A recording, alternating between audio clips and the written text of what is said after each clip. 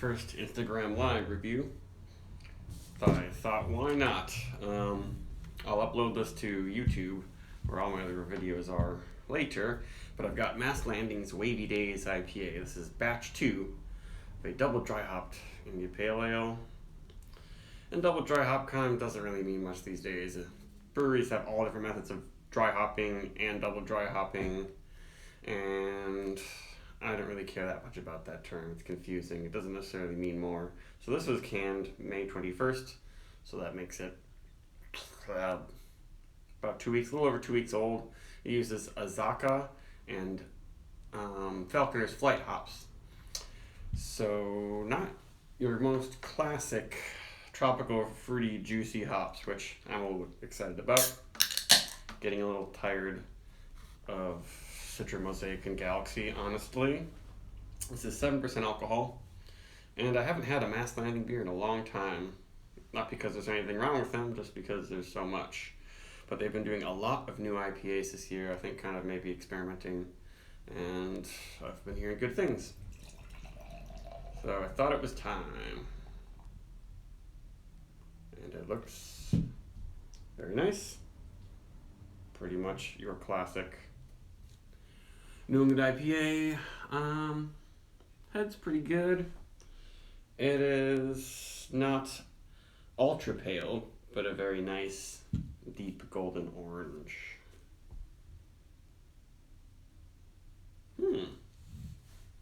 Pretty nice smell.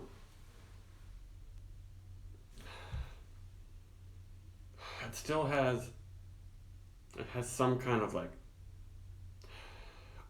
juicy fruit gum estery things. That's what I get from a lot of these breweries. That most of them use London Ale 3 yeast, that kind of English yeast that I think throws off a lot of these candy-like esters. But depending on how long you've been brewing with it, which used yeast you decide to reuse, it can morph into something different, and there can also be blends of yeast. But this one kind of smells like a lot of the other ones do.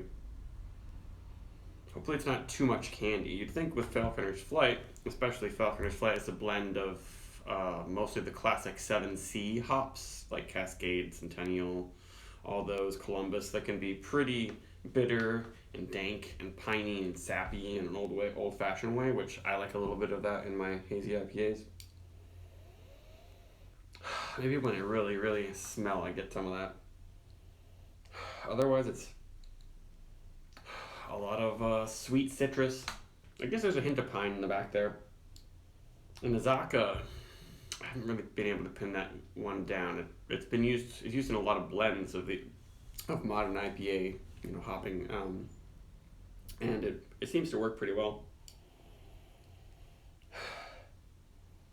But yeah, lots of like generic candy notes with hints of pine, and I guess it's pretty grapefruity.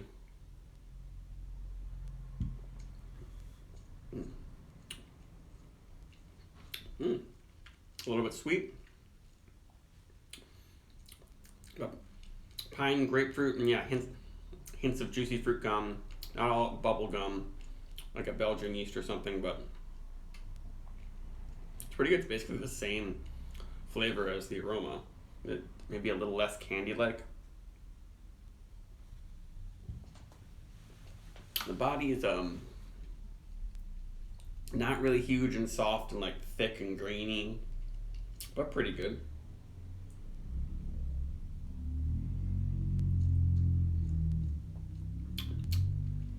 With a little bit of a bite, not exactly hot burn. I'm getting a teeny bit of an old-fashioned piney bitterness, which I don't mind. It's so small. It keeps this beer seeming a little bit drier and not too sugary sweet, but it does have some of that going on here.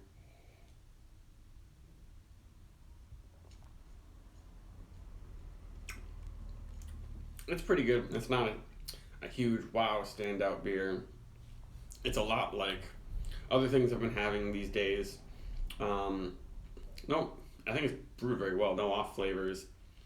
It's just kind of a little different because it uses Falconer's Flight and Azaka, and I kind of like it for that.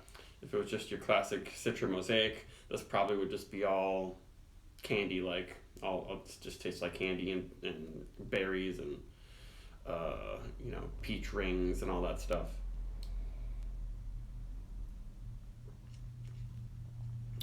But pretty well done. I give it I guess a 4, maybe a 4 plus. Bye.